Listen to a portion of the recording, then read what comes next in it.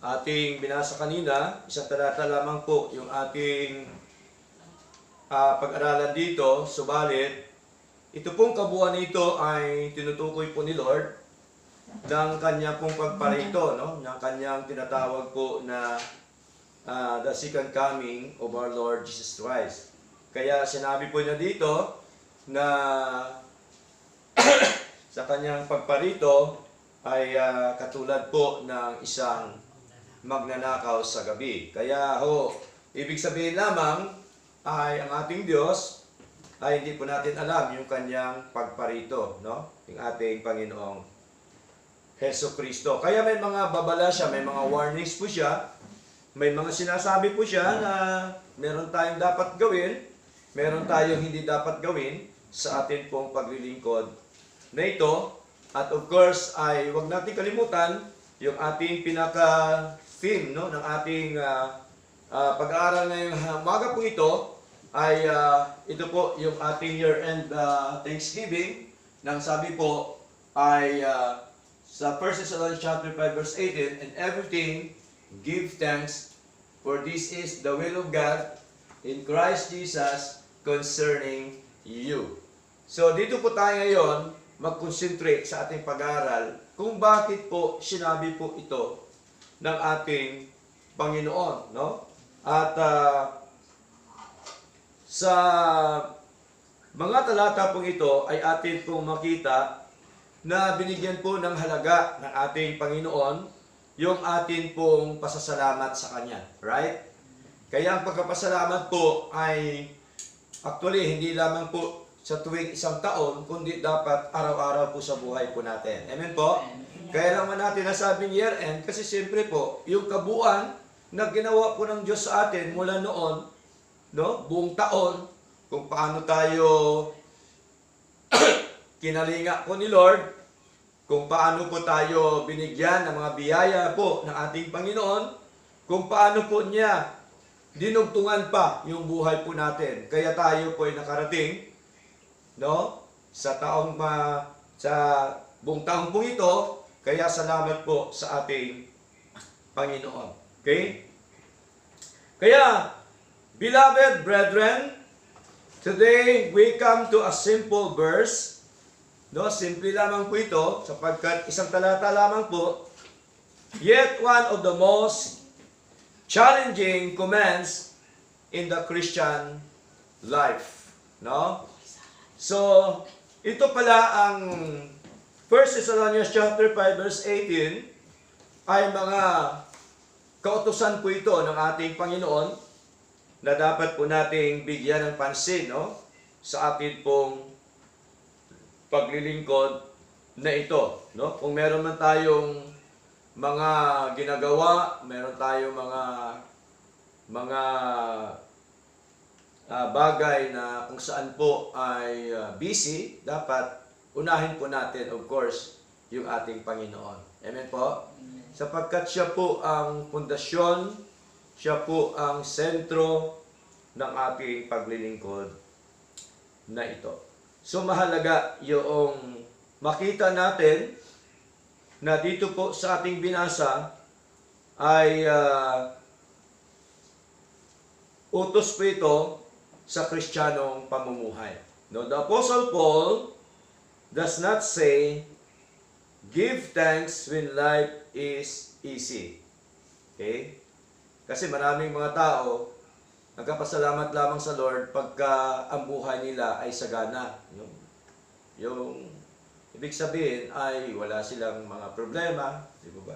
Pero pag may problema na, ay hindi na nagpapasalamat po sa Lord. Kasi ang pagpapasalamat po sa Lord dapat consistent po. Tama po? No? Ano man ang kalagayan natin sa buhay, ano man ang mga naranasan natin sa buhay, dapat ay magpasalamat talaga tayo sa ating Panginoon. At lagi nating isipin, pag meron tayong mga problema sa pagsubok sa buhay, isipin natin lagi na meron pong dakilang layunin ang Diyos kung bakit nangyayari po yun. Okay?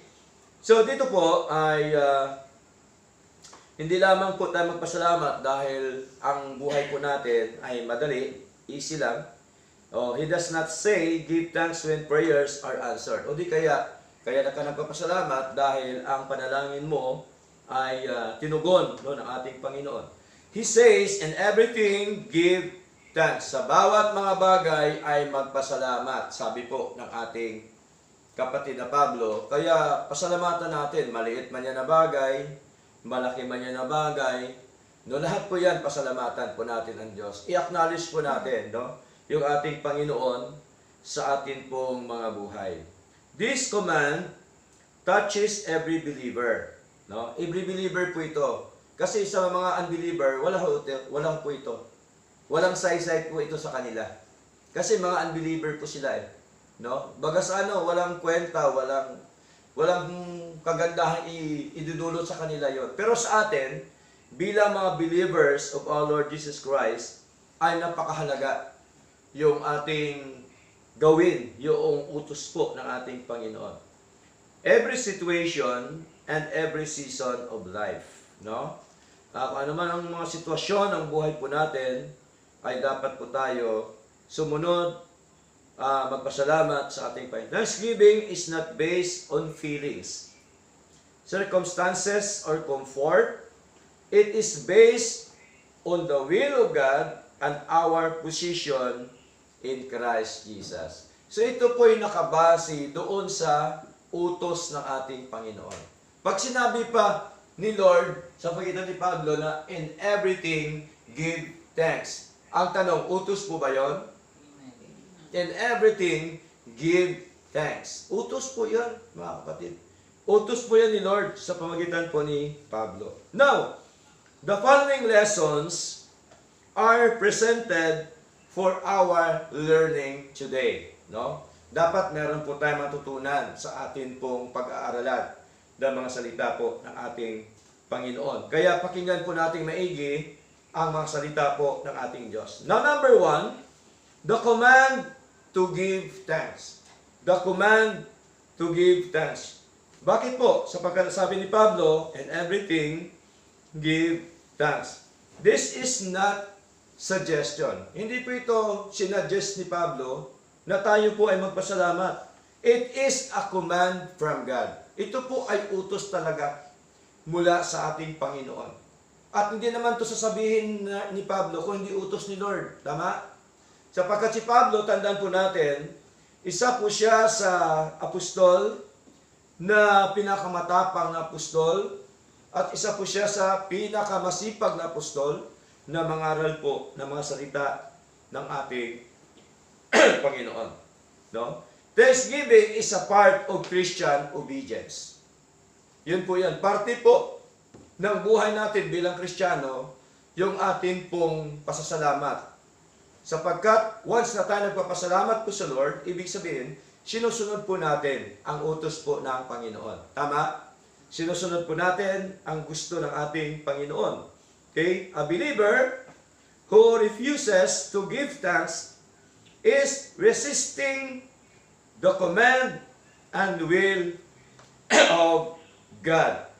So, kung tinatanggihan daw ng mga believers natin ang pagbigay ng pasalamat sa Panginoon, ay kinokontra natin ang utos at kalooban ng Diyos. No? Kaya dapat huwag nating kontrahin si Lord. Amen po? Kung anong sinasabi ni Lord, kung anong will ni Lord, mga kapatid, kung anong utos ni Lord, dapat sang-ayunan natin 100% ayon po sa kanyang mga salita. So, for example po, si David, no? Alam po natin na si David po ay hari. Ginawang hari po siya ng ating Panginoon. Pero alam po ba, bago siya tinawag ni Lord, ano po ang kalagayan ni David? Siya po ay isang nagpapastol ng mga tupa during that time. Napakababa yung kanyang posisyon during that time. Kaya ang pagtawag po ni Lord, hindi naman dahil po yun sa iyong natapos. Tama? Hindi naman po yun sa iyong kalagayan, kundi talaga pagka tinawag ka ni Lord, talagang tinawag ka ni Lord at wala kang magagawa. Hindi yung tumitingin si Lord doon sa iyong posisyon o sa iyong katayuan. So, sabi po dito ni David, sa Psalms chapter 75 verse 1, Sabi po dito, unto thee, O God, though we give thanks, unto thee, though we give thanks. Sabi po dito, for that thy name is near, thy wondrous works declare. So, malinaw po. Kaya ilang beses po binanggit ni David ang papasalamat? 2 beses. Bakit siya nagpasalamat sa Lord? Sapagkat siya po'y ginawang hari ng ating Panginoon. Okay? Hindi po niya, hindi po niya lubos maisip sa kanyang buhay na siya po ay tinawag ng Diyos na maging hari. Pangalawa ay si David naging matagumpay noong kanyang kinalaban sino po ba na nakalaban ni David? Si Goliath, di po ba? Napakalaking tao si Goliath, wala makakadaig sa kanya. Pero ginamit po siya ng Diyos para gapiin ito pong si Goliath. No? Kaya ang nangyari, ano po yung binigay ng armas ni Lord sa kanya? Tirador, di ba? O samantala kay Goliath, talagang sword. No? Espada. Tinatawanan pa siya ni Goliath. Ito lang ba ang iharap niyo sa akin? Wala yan. Hindi niya alam, anak po ng Diyos yung kanyang kaharap. Ganun din po sa atin, mga kapatid. Sa paningin ng maraming tao, mayayaman, mali tayo. Sa paningin ng mga reliyon malalaki, nagsisilakihan, mali tayo. Isang ganun na tayo, napurak na. Subukan po nila. Di ba? Sa pagkatandaan po natin, ang Diyos ay kasama natin. Tama po? Okay? At nakita natin doon kay David, na kung saan po, tinirador na niya sa mata, bumagsak na. No? Kaya ang sabi ng marami, ay makapangyarihan daw ang tirador. Ano ang makapangyarihan? Ang Diyos o ang tirador? Ang Diyos, hindi pong tirador. Ginamit na niya ang tirador. Natandaan po natin si Lord po ang makapangyarihan. Tama? Ginamit po niya yung si David at saka yung tirador para po mapatay, magapi itong si Goliath. Nung bumagsak at saka po pinutol ni David ang kanyang ulo. Tingnan niyo po mga batid. So sa ating paglilingkod, napakahalagang ating papasalamat sapagkat alam ko po na lahat tayo mayroong karanasan. Tama? Lahat tayo may istorya sa buhay po natin. Okay? Kaya magpasalamat tayo sa Diyos sapagkat una, of course, yung kaligtasan at buhay ng walang hanggan, binigay po Lord sa atin. Kaya ang sabi po dito ni David, malinaw po, na kung bakit po siya nagpapasalamat, sapagkat nakita ho niya yung kagilagilalas na gawa ng ating Panginoon. Hindi ho yun kayang gawin ng ordinaryong tao. Hindi po yan kayang gawin ng sinumang tao. No? Yan po ay ginawa ng ating Panginoon. We give thanks to God because of His wondrous works declare. No? Kanyang pinahayag yung kanyang kagilagilalas na mga gawa. Kanyang isinasaysay yung kanyang kagilagilalas na mga gawa. Ganun din po sa atin. Di po ba? Dati, walang-wala naman po tayo eh. Kaya naman tayo nagkaroon dahil po sa Panginoon. Tama po? Wala naman tayo eh. Buhay natin talaga empty, walang laman. Sa totoo lang. Pero salamat po sa Lord sapagkat tayo po ay binigyan no ng magandang buhay no ng ating Panginoon. Welcome po kayo, sister. Ano po kayo? So, salamat po sa ating Panginoon. At meron po tayong bisita. Welcome po sa gawain ng ating Panginoon Diyos. Stir na, please close the door. Sige lang po, para hindi malabas lang yung ating lamig po. So, yun makita ho natin. Sa kabuuan ng buhay po natin, tandaan po natin, kapag ka wala kang Diyos na pinlingkuran, empty po talaga. Kahit anong gagawin mo dyan, talaga hong para bagang wala kang kasama. Para bagang nag-iisa ka lang na pagka nagkaroon ng problema sa pagsubok sa buhay. Minsan, di po ba nakita natin, maraming mga nangyayari po yan sa mga tao ngayon, pagka-stress sa buhay, pagka matindi ng problema, mga kapatid, ang iba nagpapakamatay na lang. Di ba? So, Hindi po dapat. Kasi po, dapat meron tayong Diyos na pinaglilingkuran. Kasi siya ang makipaglaban sa atin. Tama? Hindi naman tayo nakipaglaban. Si Lord po. Kaya mahalaga na makita ho natin ang mga kagilagilalas na gawa po ng ating Panginoon. Kaya dapat po natin pasalamatan po yung ating Panginoon. Psalm chapter 106, verse 1. Sabi po dito, Praise ye the Lord, O give thanks unto the Lord. For He is good, for His mercy endureth forever. Purihin ninyo ang Panginoon, o magpasalamat kayo sa Panginoon, sapagkat siya ay mabuti, sapagkat ang kanyang kagandahang loob ay magpakailanman. So, ang Diyos po ay mabuti. Tama? Pinakamabuti po yung Diyos natin. Wala po siyang katulad. No? Hindi po siya pwede ikumpara sa sinuman. Siya po napakabuting Diyos. Ang totoo niyan kung bakit minsan hindi natin naramdaman yung pagkilos ng Diyos kasi ikaw mismo ayaw maglingkod sa Diyos. Tama ba? Di ba? Kasi kung tayo naglilingkod sa Diyos, sigurado po yan maramdaman natin yung presensya ng Diyos sa buhay po natin. Sigurado po yan ipagtanggol tayo ng Diyos. Kasi siya pong ating pinaglilingkuran. Siya po ang King of Kings natin. Siya po ang Lord of Lords natin. Di po ba? Siya po ang pinaka makapangyarihan po sa lahat. At nagagawa niya ang lahat ng mga bagay sa munding ito ayon sa kanyang kalooban. Kaya sabi ni David ay, magpasalamat kayo sa Panginoon sapagkat siya'y mabuti, sapagkat ang kanyang kagandahang loob ay magpakailanman. Yung mercy po ni Lord, nakita po talaga natin sa buhay po natin. No? Yung mercy po ng ating Panginoon. Yung kanyang kagandahang loob, yung kanyang awa sa buhay po natin. Tingnan niyo po mga kapatid, tayo po ay kinawaan naman po ng Diyos at lahat po ng sa atin ay galing po sa Panginoon. Kanya pong ipinakatiwala po yan dahil naawa po siya sa atin. Kung tutusin po mga kapatid, pwede naman tayong hindi bigyan po ni Lord. Pero subalit dahil po sa awa, sa kabutihan po ng Diyos, binigay po niya yung buhay natin. Of course, una sa lahat. Okay? Buhay natin, mga tinatangkilik po natin, lahat-lahat po yan ay bigay po sa atin ng ating Panginoon. Kaya ganoon na lang po ang matinding pasalamat po ni Haring David noong time po, mga minamahal.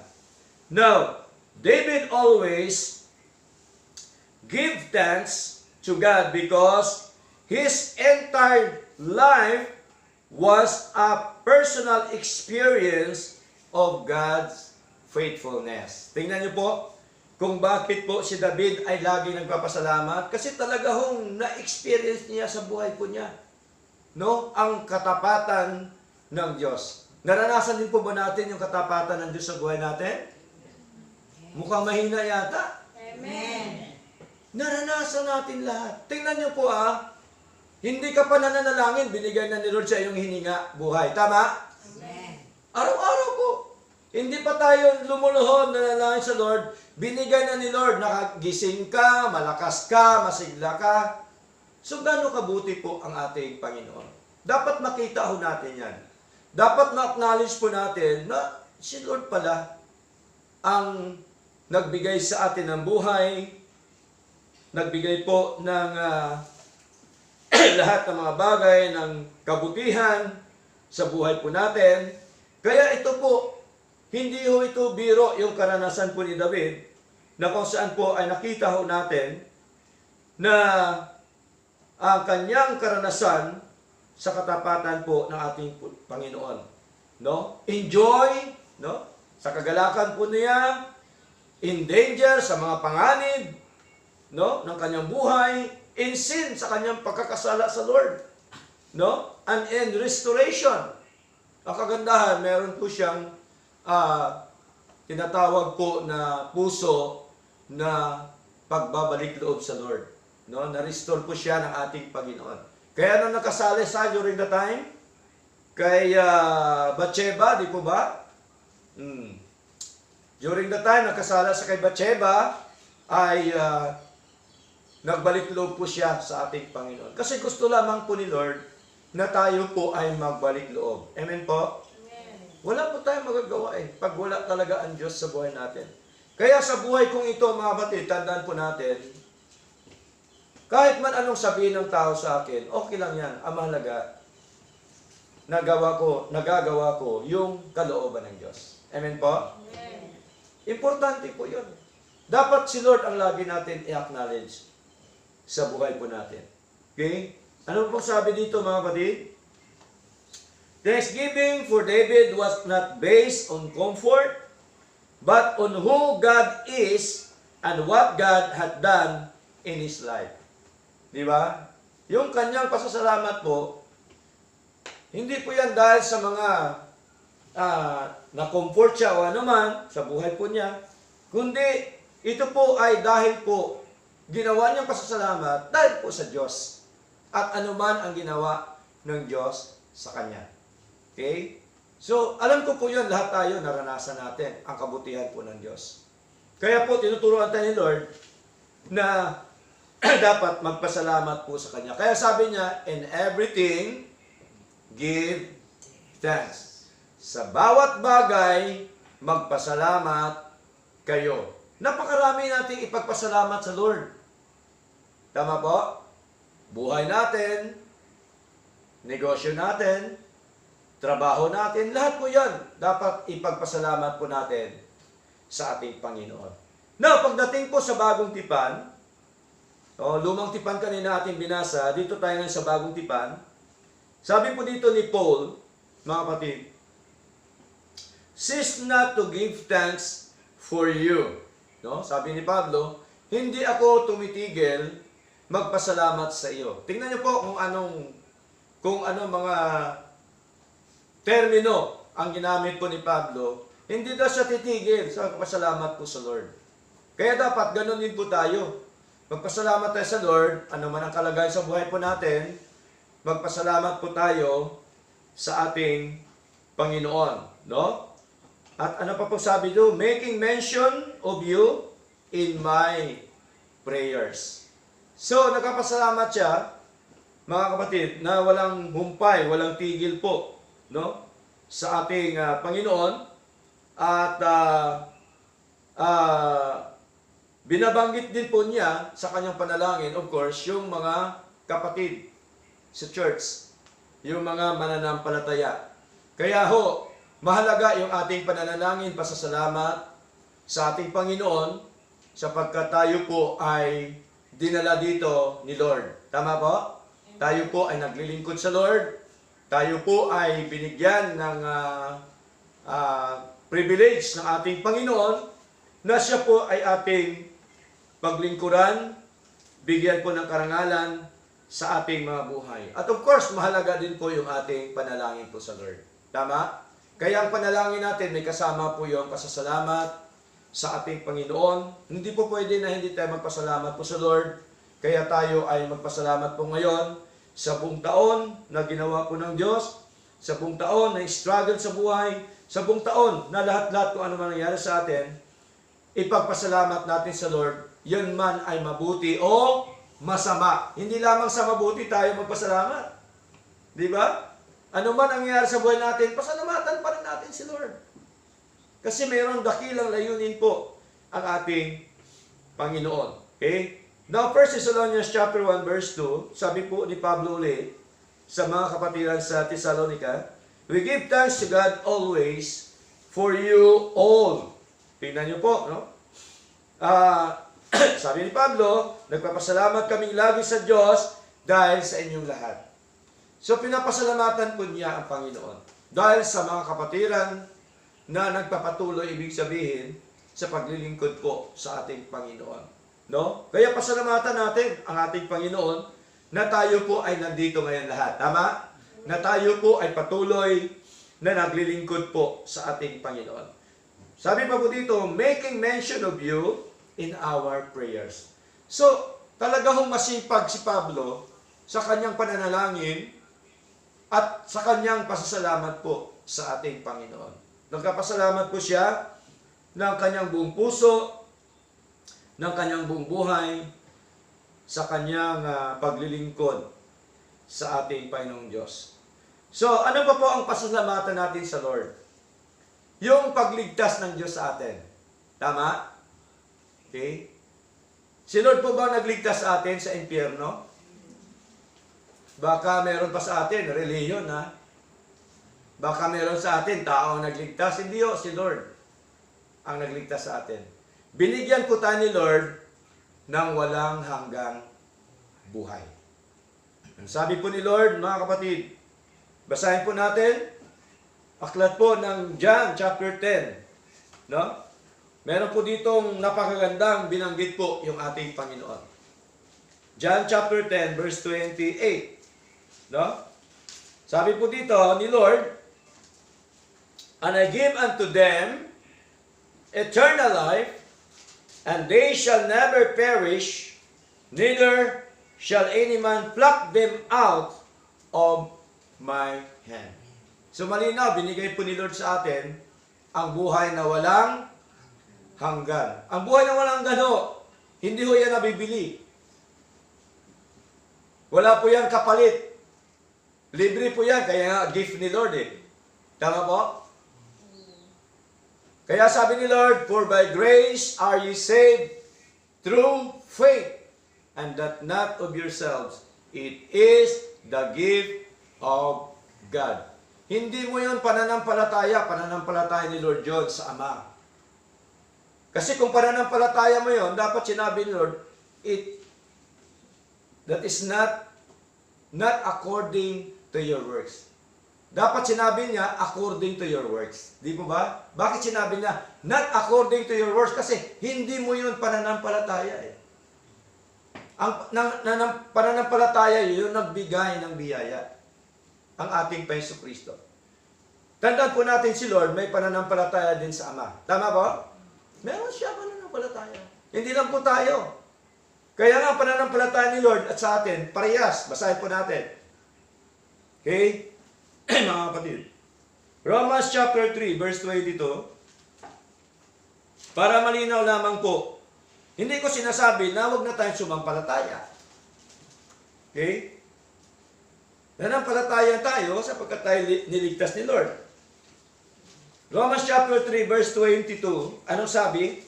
"Even the righteousness of God, which is by faith of Jesus Christ." Meron bang faith si Lord? Meron. Di ba? Ano pa sabi?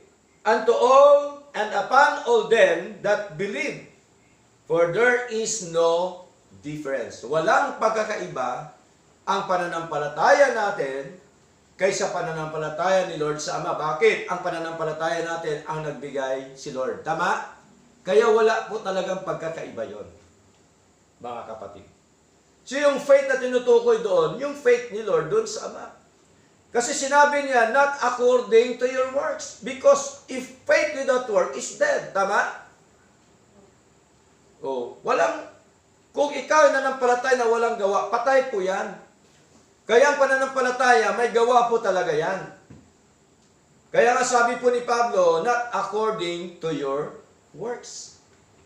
Kaya nga, grace it. No? Biyaya. Kasi ang may gawa nun, Diyos lang. Siyempre, of course, nung tayo niligtas ni Lord, kasunod, pananampalataya natin sa Lord. Amen po? Amen.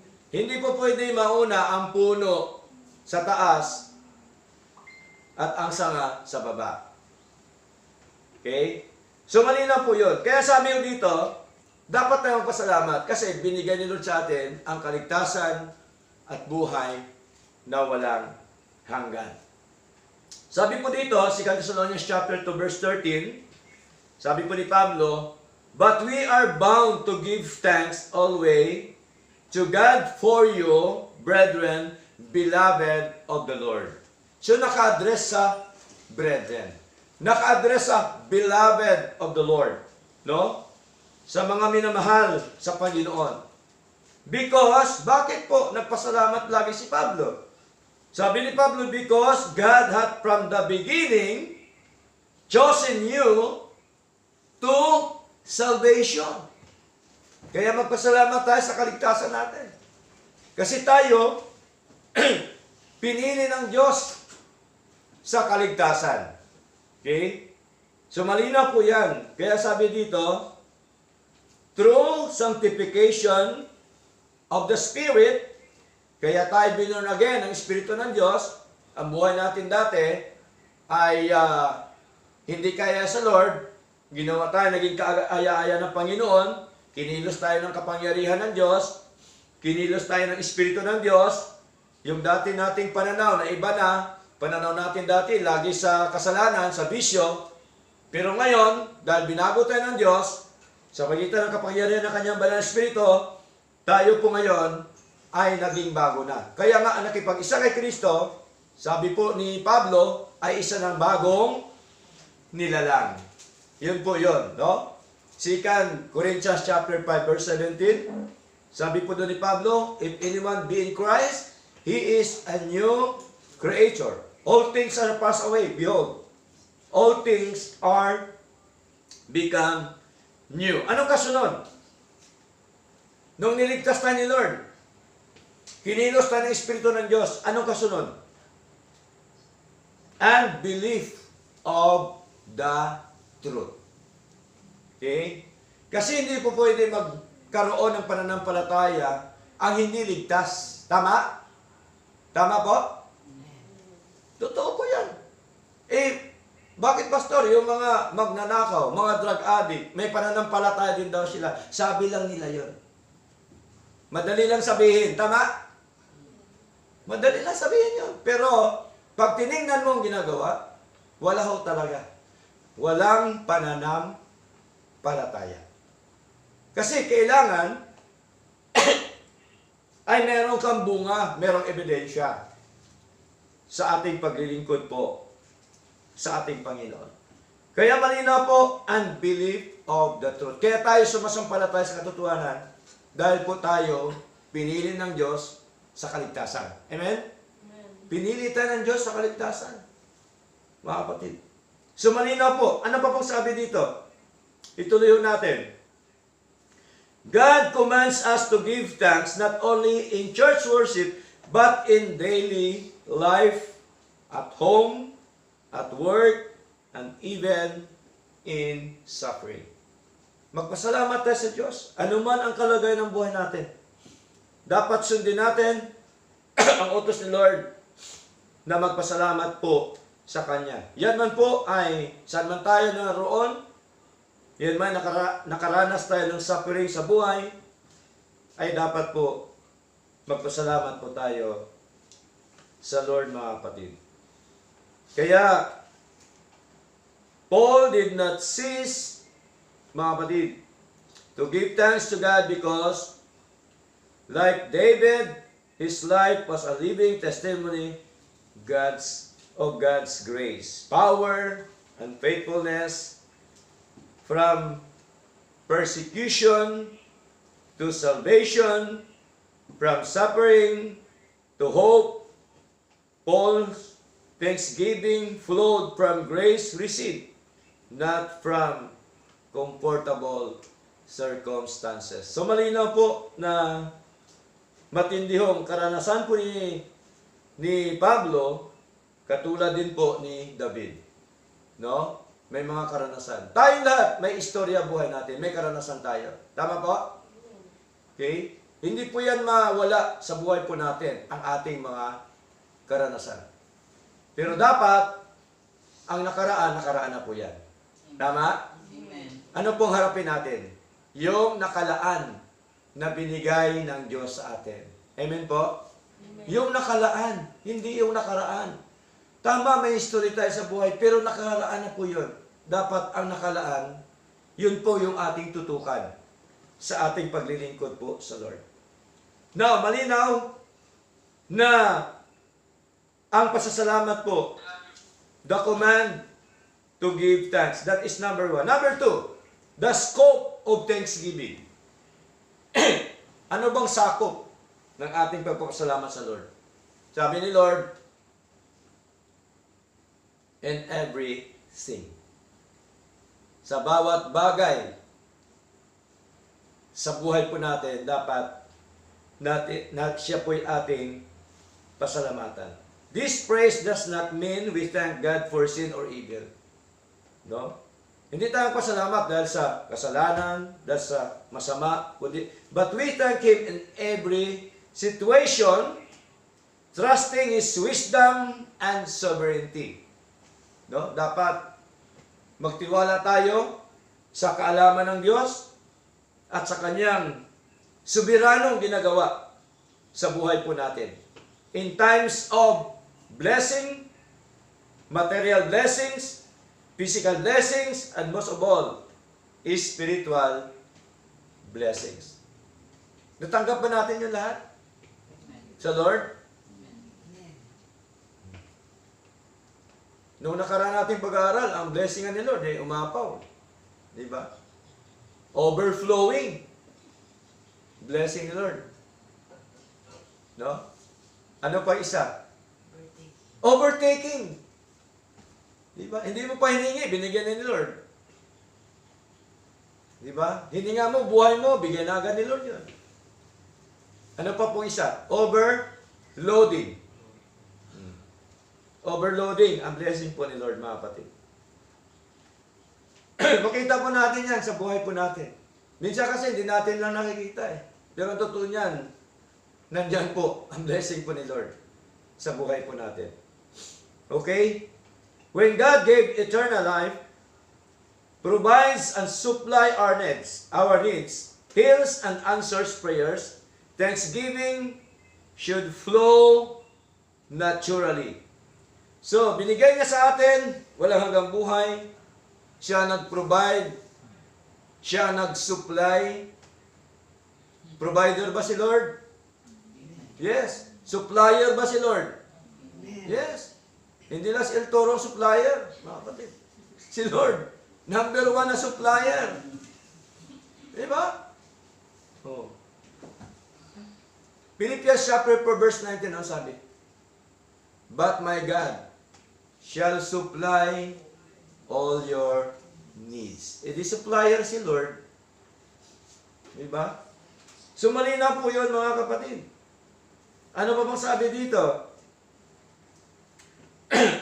Siya po ang hindi lamang po siya nagsusupply ng ating pangailangan, siya nag-provide ng ating pangailangan, siya din po ay nagpapagaling. Niwala ba tayo na si Lord nagpapagaling? Amen. Yes. Si Lord po nagpapagaling. Ng alin? Ng sakit.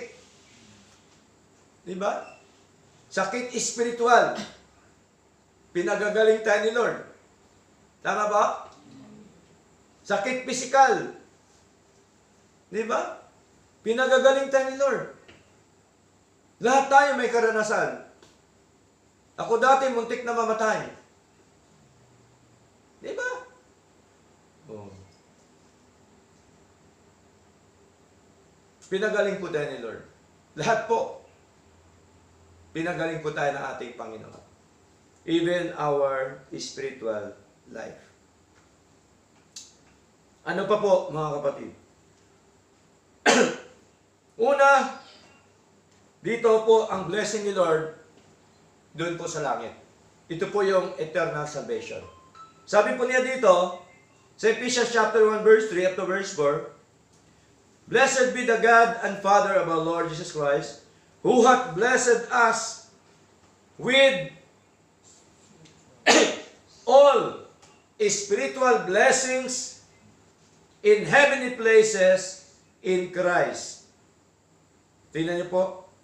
Verse 4, according as He hath chosen us in Him before the foundation of the world, that we should be holy and without blame before Him in love. So tayo po ay binigyan na po ni Lord ng tinatawag po na spiritual blessings in heavenly places. Ito po yung kaligtasan at buhay na walang hanggan, na ito po'y maganap sa pagparito po ng ating Panginoon. Makasama po natin siya, mga kapatid. Ano pa pong sabi dito? Tuloy natin. James chapter 1, verse 17, every good gift and every perfect gift is from above. Totoo po ba yun? Ang bawat mabuting bagay at ang bawat sakdal na bagay galing sa taas? Galing kay Lord? Galing kay Lord yan. And cometh down from the Father of lights, with whom is no variables, neither shadow of turning. Ang bawat mabuting kaloob at ang bawat sakdal na kaloob ay pawang buhat sa itaas, na bumababa mula sa Ama ng mga ilaw na walang pagbabago ni kahit anino man ng pag-iiba. Ibig sabihin po, mga kapatid, malinaw po na ang mga kaloob sa atin ng Panginoon, hindi po yan magbabago. Wala pong pag-iiba po yan. Sapagkat si Lord, pagka nagbigay ng blessing, talagang ibigay po niya yan. Amen po? Pagka po kalooban ng Diyos ang isang bagay, wala hong nakakahadlang. Tandaan po natin yan. Kahit sino mang taong gustong humadlang, hindi ho niya kayang hadlangan ang kalooban, ang nais po ng ating Panginoon sa buhay po natin. Kung tayo po pagpalain ni Lord, di po ba, ng lahat ng mga bagay, wala ho nakakahadlang po dyan. Amen po? Amen. Sapagkat malinaw po, walang pagbabago yung kaloob mula sa itaas na ito po ay bumaba mula sa Ama ng ilaw. Tingnan nyo, ibig sabihin, shinare, binigay ng ating Diyos Ama yung mga mabubuting kaloob na galing po sa taas. So malinaw po, the scope of thanksgiving in everything. Lahat, bawat bagay, dapat pasalamatan natin ang ating Panginoon. Okay? Sa lahat natin tinatangkilik, pasalamatan po natin ang ating Diyos. Kaya, kung ating ma-recall ang buhay natin noon, hindi mo talaga maiwasan na magpasalamat ka sa Lord. Tama? Natutuwa ka, lagi ka nagpasalamat, minsan nga umiiyak ka pa, no? Naranasan niyo ba yon? Umiiyak tayo sa Lord? Alam po ba, masarap umiyak sa Lord? No? Pero yung mga bagay na yan, sa mundo, huwag natin iyakan. Dapat umiyak tayo sa Lord. Tama? Huwag natin iyakan yung mga bagay sa mundo ito. Dapat ang iyakan natin, umiyak tayo sa Lord. No? Sapagkat napakabuti po ng ating Panginoon. Okay? So, titaw natin yung in times of blessing, material blessing, physical blessings, and most of all, spiritual blessing. In times of trial, yun, doon na po tayo. No? Sino ho ba hindi nakakaranas ng trial sa buhay? Di ba lahat tayo?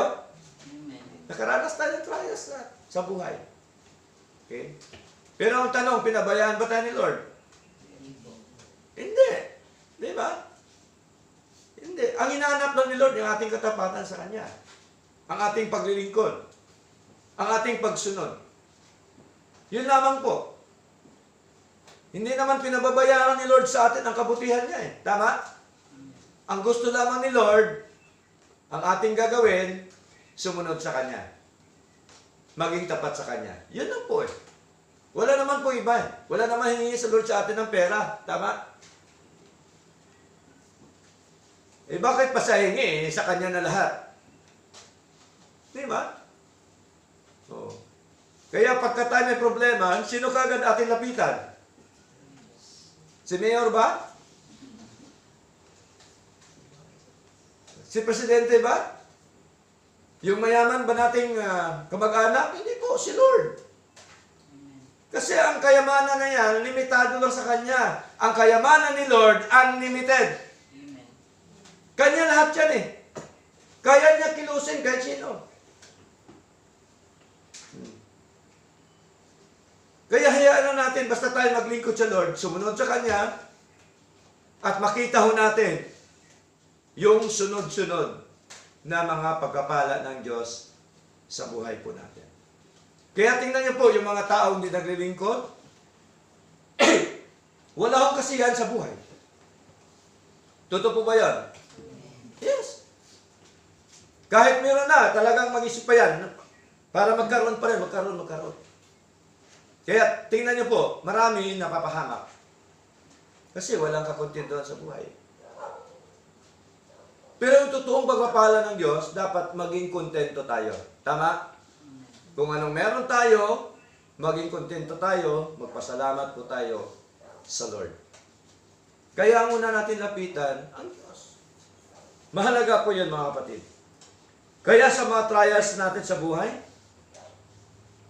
tingnan niyo po si Job. Sinong nilapitan niya? Nung siya po'y nagkaroon ng mga pagsubok sa buhay. Sinong lapitan niya? Asawa ba niya? Kamag-anak ba yung lapitan niya? Hari ba? Hindi naman. Sino lapitan niya? Si Lord, ang Diyos. Kaya ang sabi ni Job, and said, naked came I out of my mother's womb, and naked shall I return thither. The Lord gave, and the Lord hath taken away. Blessed be the name of the Lord. At sinabi niya, sino niya? Ni Job, hubad akong lumabas sa bahay bata ng aking ina, at hubad na babalik ako roon. Ang Panginoon ang nagbigay, at ang Panginoon ang nag-alis. Purihin ang pangalan ng Panginoon. Tingnan niyo po, sino daw nagbigay sa kanya? Si Lord. Nung nagkaroon siya ng trials, kinuha lahat ang kanya maririan. Kinuha ni Lord ang buhay ng kanyang 10 anak. Binigyan pa siya ni Lord ng karamdaman na matinding karamdaman. Saan siya lumapit? Sa Lord. Di ba? Oh. Kasi naintindihan ni Job. Alam ni Job na yung kanyang tinatangkilik, ang kanyang kayamanan, ay galing lahat sa Diyos. Kaya si Lord may karapatan na bumawi ng mga bagay na yan. May karapatan si Lord na bawiin sa atin. Tama po? Kanya yan eh, hindi naman atin. Katiwala lang po tayo. Di ba? Pinamamahala lang ni Lord sa atin yan. Lahat yan, bahay, damit, trabaho, negosyo, sasakyan, lahat po yan. Mansion man yan ang bahay mo, kapatid, pinagkatiwala lang po yan ni Lord sa atin. Anytime, pwede niyang kunin sa atin yan. Ang totoo nga niya, no?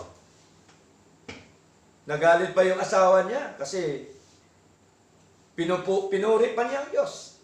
Ganun na nangyari. Sa atin kaya, magagawa natin yon? Wala na lahat. Sasabihin mo pa kay Lord, Lord, salamat Lord. Palagay ko, hindi ka na dadalo. Ano man naman dyan sa Primitive Baptist niya. Kung kailan ako dumalo, at saka ako nagkaroon ng problema. Sinisisi pa yung simbahan. Di ba? Oh. Tandaan po natin, habang nabubuhay tayo, may mga naranasan tayong problema. Amen? Sino bang tao walang problema? Meron ba? Sabi nila, Pastor, yung naglalakad doon sa tabi ng kalsada na sumisipa-sipa ng bato, wala na yung problema. Meron din yan. Gutom lagi yan, pagkain. Tama? Kaya nga naghanap yun eh. Oo. Lahat yan may problema. Kaya po malinaw mga minamahal, na dapat po natin makita, anuman ang kalagayan sa buhay natin, may trials man yan, dapat magpatuloy tayo na magpasalamat at magpuri po sa ating Panginoon. Sometimes, we may not understand the trial. Minsan, di natin kasi naintindihan yung mga pagsubok. No? But we trust that God allows it. Maniwala tayo na ito po ay inaalaw po yan ng Panginoon minsan sapagkat para makita ni Lord kung tayo ba ay totoo at tunay na mananampalataya ng ating Panginoon. Kasi ang tunay at totoong mananampalataya po ni Lord, kahit puno man yan ng trials, nagpupuri pa rin yan sa Diyos. Amen? Naglilingkod pa rin yan sa Lord. Kaya ang paglilingkod, hindi lamang po sa gana. Maging sa kahirapan, dapat maglingkod ka pa rin sa Lord. Amen. Tama ba? Dapat consistent, mga kapatid, ang ating paglilingkod sa Lord.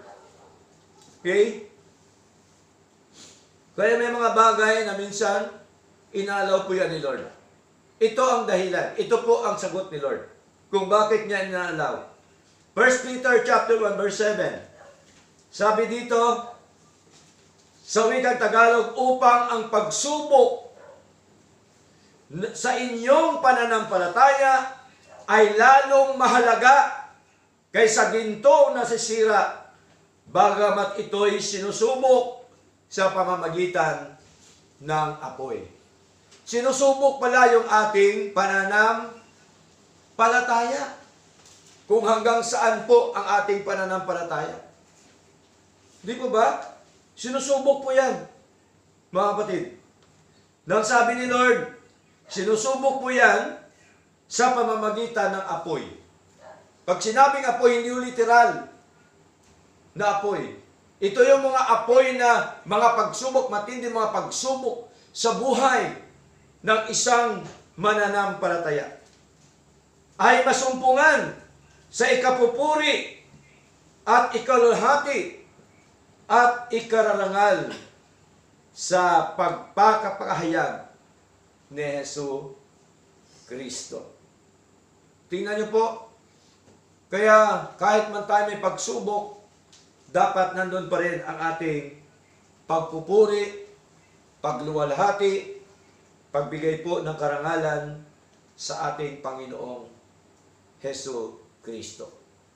Ayaw po ni Lord na para bagang ginagawa lang siyang sangkalan sa buhay. Alam niyo pong sangkalan? Diyan sa bahay, may malaking sangkalan. Di ba? Para bagang ginagawa mo lang siyang panakip butas sa buhay mo.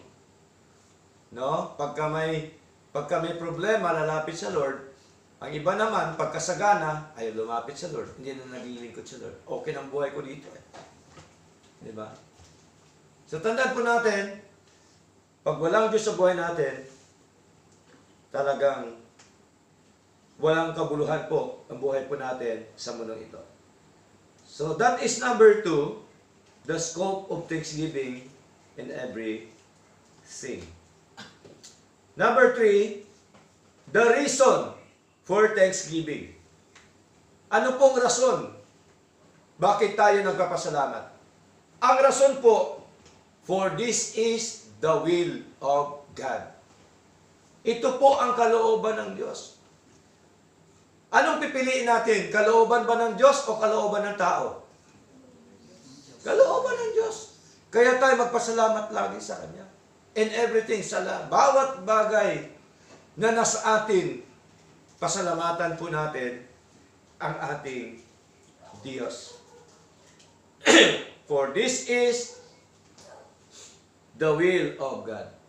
Now, many Christians ask, what is God's will for my life? No, maraming Christian nagtatanong, ano ba ang kalooban ng Diyos sa buhay ko? Saan kaya masumpungan ang kalooban ng Diyos? Saan po makita? Sa sanlibutan? Saan po makita? Sa banal na kasulatan. Sa Biblia, sa salita po ng Diyos, yun ang kalooban ng Diyos. Here is one clear answer. God's will is that we give thanks. Will po ni Lord na tayo po ay magpasalamat sa Kanya.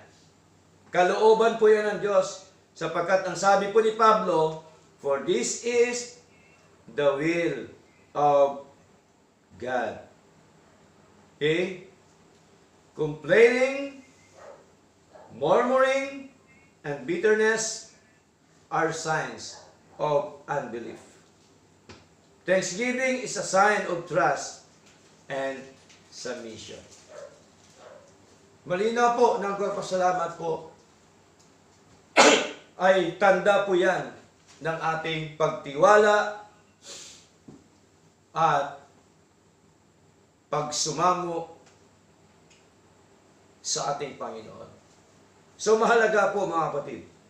Kaya ang sabi dito, Romans chapter 12 verse 2, sabi po ni Pablo, and be not conformed to this world. Tingnan niyo po utos po ni Lord to. And be not conformed to this world. Sino yung kausap? Mga mananampalataya. But be ye transformed by the renewing of your mind. And ye may prove what is that good and acceptable and perfect will of God. So may gagawin tayo. Huwag daw tayo sumang-ayon sa sanglibutang ito. Ibig sabihin, yung mga ginagawa ng mundo, mga worldliness, kundi mag-iba kayo sa pamamagitan ng pagbabago ng inyong pag-iisip. Upang mapatunayan ninyo kung alin ang mabuti at kaaya-aya at lubos na kalooban ng Diyos. Kaya tingnan niyo po, yung mga Kristiyanong worldly, baliwala lang, hindi ho nila naintindihan na nawaan ang kalooban ng Diyos. Bakit? Kasi worldly sila. Di ba? Ayaw nilang magpasakop sa Lord. Worldly sila Tinuturo ni Lord. Kinakalaban nila. Gusto sarili nilang masunod. At then, ang nangyari, ang buhay nagiging hindi maganda ang resulta. Di ba? So mahalaga po yung ating hindi pag-ayon sa sanlibutan at magbago na tayo ng ating kaisipan. Pag sinabi po magbago na kayo ng pag-isip, ibig sabihin, ang lagi mo lang isipin yung salita ng Diyos. Tama? Ang lagi mo lang isipin kung ano ang kalooban ng Diyos sa buhay mo, kung anong sinasabi ni Lord, kung anong utos ni Lord. Yun po yun ang nais po ng ating Panginoon. Ano pa po? 2 Corinthians chapter 8 verse 5. And this they did not as we hope, but first gave their own selves to the Lord and unto us by the will of God. Tingnan niyo po, mga kapatid. At ito ay hindi ayon sa aming inaasahan, sabi po ni Pablo, sa church, kundi ibinigay muna nila ang kanilang sarili sa Panginoon. Kapatid, hanggat di natin ibigay ang ating mga sarili sa Lord, hindi ho natin malalaman kung ano ang kalooban ng Diyos sa buhay po natin. First, ibigay natin ang sarili natin. Maglingkod tayo sa Lord. Magpasakop tayo sa Lord. Sundin natin ang kanyang nais. Sundin natin ang kanyang mga kautusan. Kaya ang kautusan po ni Lord, hindi ho mabigat. Mabigat ba ang utos ni Lord? Hindi. Hindi naman natin yan dala-dala na katulad ng palay na pinapasan. Di ba? Sabi nga ng 1 John chapter 5 verse 3. My command, sabi po ni John. Sulat ni John. Sabi ni Lord, my command is not grievous. Ang utos ko ay hindi mabigat. Hindi po mabigat. 1 John chapter 5 verse 3 po yun, mga kapatid. Kaya ang pinaka magandang gawin ng isang mananampalataya ay una ibigay nila ang kanilang sarili sa Panginoon. Naibigay na ba natin ating sarili sa Lord? Kasi pagka naibigay mo na sarili mo sa Lord, nagagawa mo na mga bagay na sinasabi ng Panginoon. Ano po ba mga bagay na sinasabi ni Lord? Magpasalamat lagi sa Lord. Magpuri sa Lord. Tama? Sambahin si Lord. Di ba? Magbasa ng salita ng Diyos. Magbasa ng salita ni Lord. Manalangin sa Lord. Dumalo sa gawain ng Lord. Di ba? Yun po, palatandaan niya na ibigay mo na yung sarili mo sa Lord.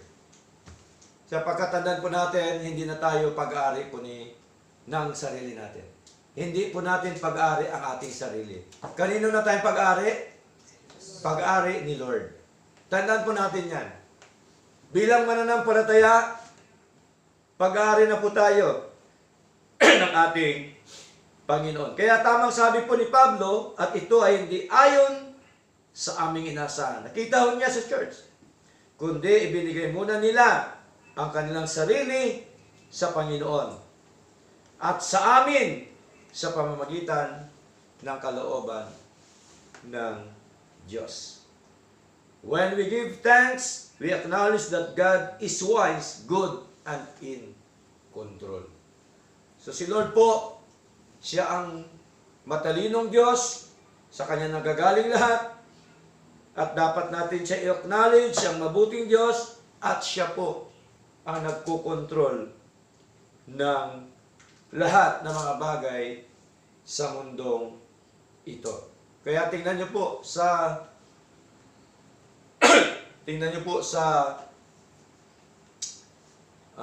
kung nabasa niyo po yung history tungkol po sa mundo. Di ba? Nakalitaw lang siya, walang humahawak. Pero hinahawakan po ni Lord, di po ba? Hindi nababagsak mundo natin, di ba? Kasi kontrolado po lahat yan ni Lord. Lahat po yan. Kontrolado po ng ating Panginoon. Okay?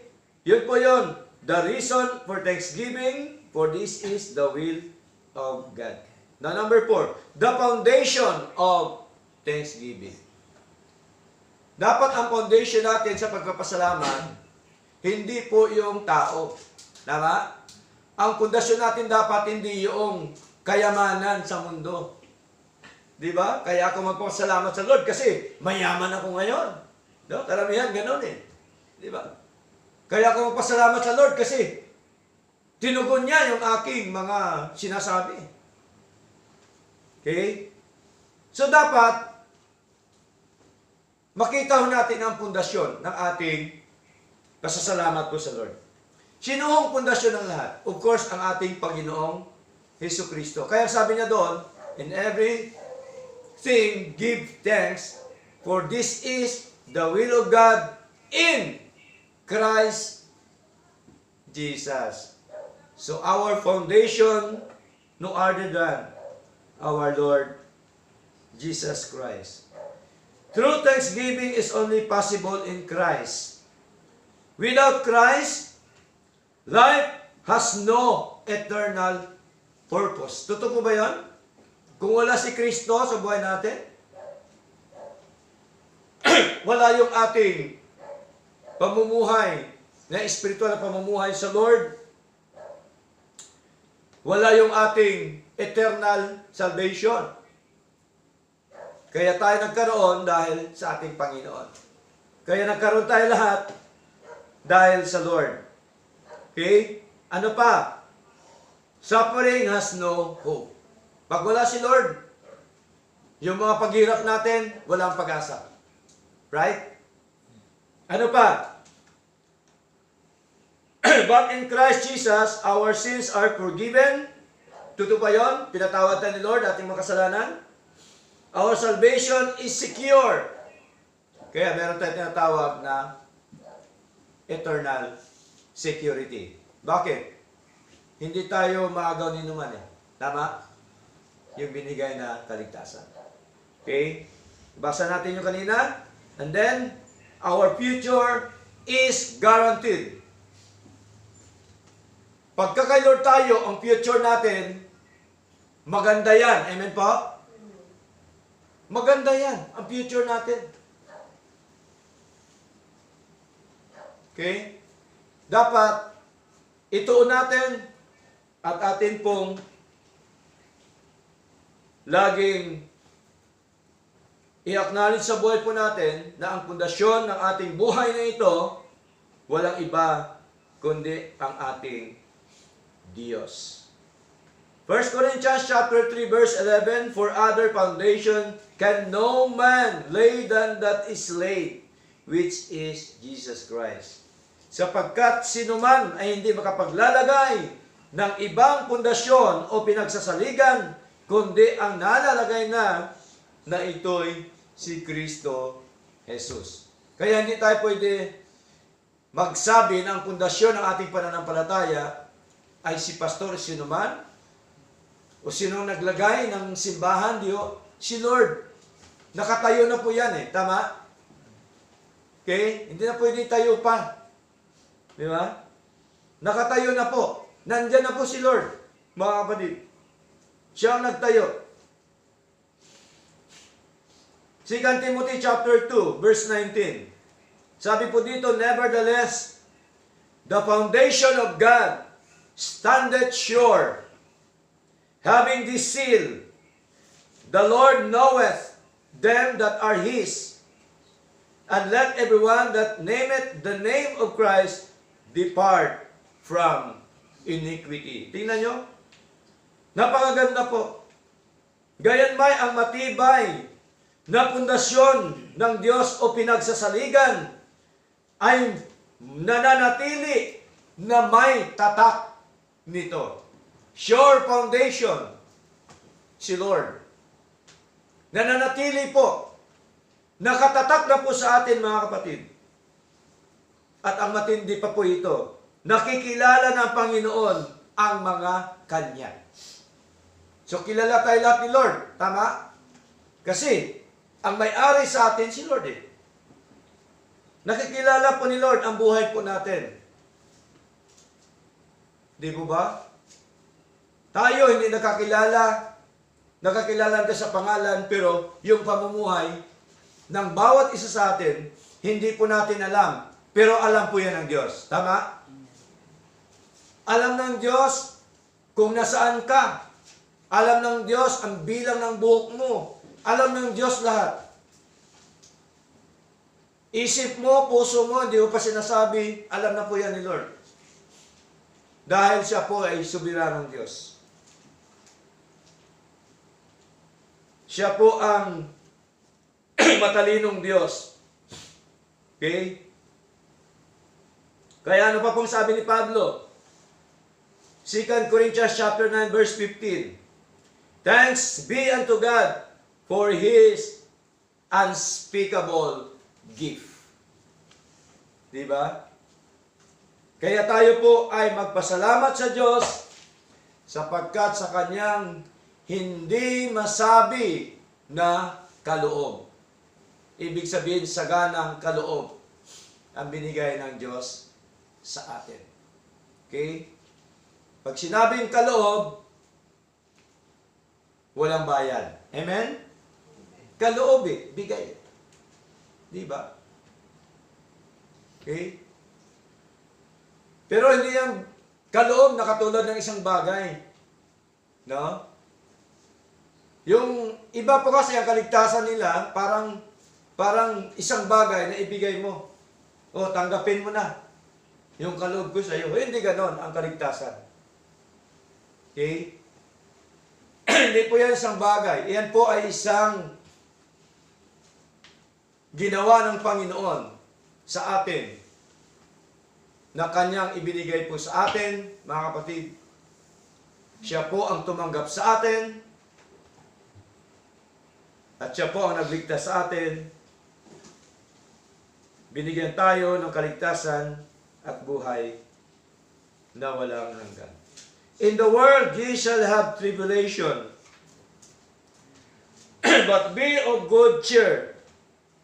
I have overcome the world. Sabi po ni Lord. Na-overcome na po niya yung mundo. We give thanks not because life is easy, but because Christ has overcome. Kaya pasalamatan po natin si Lord sa buhay po natin. And then, panghuli, number 5. To be addressed in the church. Bakit? Ano sabi? Concerning you. Naka-address sa atin. Sinasabi ni Lord na tayo magpasalamat sa bawat bagay na sa atin sapagkat ito'y kalooban ng Diyos kay Kristo at ito po ay patungkol sa atin. Tayo, sa mga anak po ng Diyos. Anak po ba tayo ng Diyos? Amen. Parang mahina yata. Amen. Wala yatang paninindigan. Kailan panindigan tayo? Yes, anak ako ng Diyos. Diba? Mahirap ba sabihin yon? Mahirap o madali? Madali sabihin. Pag sinabi, anak ka ba ng Diyos? Yes. Anak ako ng Diyos. Kabaligtas na yes dahil sa biyaya ng Diyos. Tama? Biyaya ng Diyos, mga kapatid. Kaya tayo pinakaluban ng kaligtasan at buhay naman. Dapat proud tayo sa Lord. Amen po? Amen. Proud tayo sa Lord dapat. Okay? Kahit sinuman karap natin, mga kapatid. Dapat proud tayo, may Diyos tayo. Tama? May Diyos tayo na pinaglilingkuran, may Diyos tayo na buhay, may Diyos tayo na nakipaglaban para sa atin. Dapat i-recognize natin, i-acknowledge natin yung ating Diyos na buhay. Kaya po dito naka-address tungkol sa atin, thanksgiving and prayer. Prayer is a command for every believer. Command po ito ni Lord. No? Tungkol sa atin. Magpasalamat tayo, manalangin tayo sa Lord. Sabi dito, Philippians chapter 4 verse 6, be careful for nothing, but in everything by prayer and supplication, with give thanks or with thanksgiving, let your requests be made known unto God. So, thanksgiving. Pasasalamat sa Lord. Mahalaga sa ating mga panalangin at sa ating mga hinihiling. Dapat magpasalamat po tayo sa ating Panginoon. Okay? 1 Thessalonians chapter 5 verse 17, pray without ceasing. Manalangin tayo na walang patid. Pagka po meron tayong ikinababahala sa buhay o anumang sitwasyon nangyayari, ipanalangin po natin sa Lord. Amen po? Amen. Yun naman po ang magagawa natin, ipanalangin po sa Lord. No? Halimbawa, meron mga mga bagay na gusto mong, halimbawa, meron kapatid na gusto mong makadalo sa gawain, pero hindi makadalo, ipag-pray lang natin sa Lord. Tama po? Okay? Huwag natin pilitin kasi masarap yung naglilingkod ng kusa. Amen po? Masarap ang dumadalo ng kusa. Masarap ang nagbibigay sa Lord ng kusa. Amen? Lahat po kusa masarap. Hindi po dapat pilitin. Tama? Okay? Kaya paglilingkod po dito, napakaganda po yung kusa. Kaya ipanalangin po natin sila, mga kapatid. Nanalangin ba tayo araw-araw? Amen. Sigurado? Amen. Oh, alam ni Lord yan. Kita ni Lord yan. Hindi ko man nakita yon, pero nakita ni Lord. Tayo po ba'y nanalangin araw-araw? Amen. Maging tapat tayo sa Lord. No, kung hindi man, Pastor, hindi ako nanalangin eh. Okay lang po yon. Pero dapat sa sunod, manalangin ka na. Tama? Amen. No. Okay lang yan. Mas maganda nga tapat tayo. Pastor, hindi ako nanalangin araw-araw eh. Okay lang yan. Kaya nga tayo tinuturuan ni Lord. Tama? Na manalangin na walang patid. Di ba? O di manalangin tayo simula mamaya. Tama po? Amen. Manalangin tayo kasi mahalaga yung ating pananalangin. Yun lamang po yung ating ginagawa para magkaroon ng tinatawag po na kapayapaan o ma-release yung ating minsan mga stress sa buhay. Si Lord na talaga. Yung siyang nagtatanggal po nun. Kinukuha po niya lahat. No? Kaya kailangan yung panalangin po sa Lord. Okay? So, tinuro po yan ng ating Panginoon. Sabi pa po dito, 1 Corinthians chapter 1 verse 6, even as the testimony of Christ was confirmed in you, gaya ng pinagtibay sa inyo ang patutuo ni Kristo. Ang nagpapatibay po sa atin ang patutuo ng ating Paiso Kristo, walang iba kundi ang ating Diyos. Ano po ang kanyang patutuo? Saan po natin makita? Sa kanyang mga salita. Tama? Sa kung ano ang kanyang ginawa. Kaya pasalamatan natin si Lord. Sa kanyang kapanganakan mula noon, tama? Sa kanyang kamatayan, tama po? Sa kanyang pagpapako sa krus, sa kanyang kamatayan, at after 3 days, siya po ay nabuhay na muli. Kaya pasalamatan natin sa Lord. Lahat-lahat po yan. No? Lagi natin pasalamatan ang ating Panginoon. 1 Peter chapter 2 verse 12. Having your conversation honest among the Gentiles, that whereas they speak against you as evildoers, they may by your good works, which they shall behold, glorify God in the day of visitation. Na kayo'y magkaroon ng timtimang ugali sa gitna ng mga hintil. No, yung mga hintil, yun po yung mga laban sa mga aral ng ating Panginoon during the time. Sabi dito, upang sa mga bagay na ipinagsasalita nila laban sa inyo, tulad sa nagsisigawa ng masama, dahil sa inyo ay mabubuting gawa na kanilang nakikita, ay purihin nila ang Diyos sa araw ng pagdalaw. So mahalaga yung ating testimony. Tama? Yung ating buhay. Okay? Dapat makita nila. No? Katulad po ng namatay ng Chewin Sister Agnes, si Tata Narding, no? Pumunta kami doon, funeral service. Noong buhay pa, nirequest niya po ako na magturo o mag-preach. Sabi ko nga, isip ko, bakit noong buhay pa, hindi ako na-request? Ibig sabihin, nandun pa siya. So, ganun po talaga, may nakatakdaan po si Lord. Pero, nakita ko po ang kagandahan. Nakita po niya yung patutuo. Tama? Siyempre, nag-iisip yun, nakikita niya kung anong klaseng pamumuhay. Kaya umalaga yung patutuo. Kaya ako'y nabigla, ba't ako ni-request? Kasi nga po, pinakita ni Lord sa akin, yung patutuo mahalaga sa isang tao. Amen po? Amen. Mahalaga po yun, patutuo natin. Bilang Kristiyano, patutuo natin, dapat totoong Kristiyano. Di ba? Hindi yung Christian lang. No? Christian. Yeah? Marami, Christian eh. Hindi ho. No? Binabantayan lang tiyan. Di ba? Okay? Naglilingkod, sariling tiyan. So, ibig sabihin ng Christian po, talaga hong pinapakita yan, yung tamang pamumuhay. Tama? Yung binago ka ni Lord, nakita nila na ito na pala siya ngayon. Di ba? So, yan po ay ipagpasalamat natin sa Lord. Sapagkat siya po ang nagbabago ng buhay po natin. Kaya pasalamat tayo sa mga patutuo ng ating Paiso Kristo at ganon din po sa pagbago po niya sa buhay natin.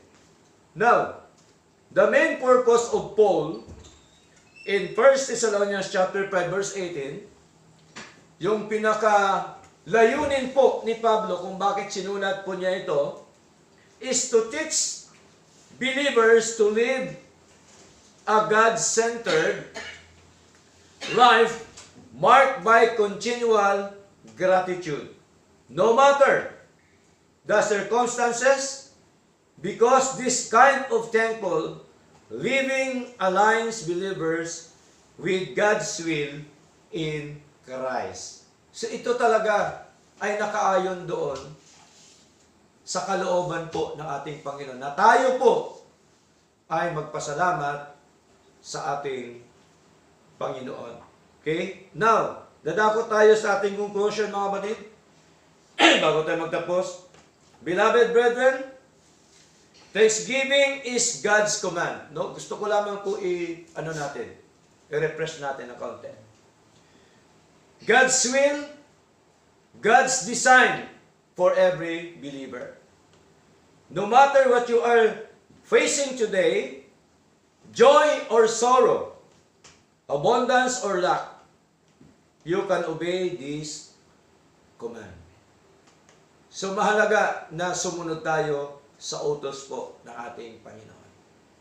Ang utos po niya, in everything, give thanks, for this is the will of God in Christ Jesus concerning you. Let us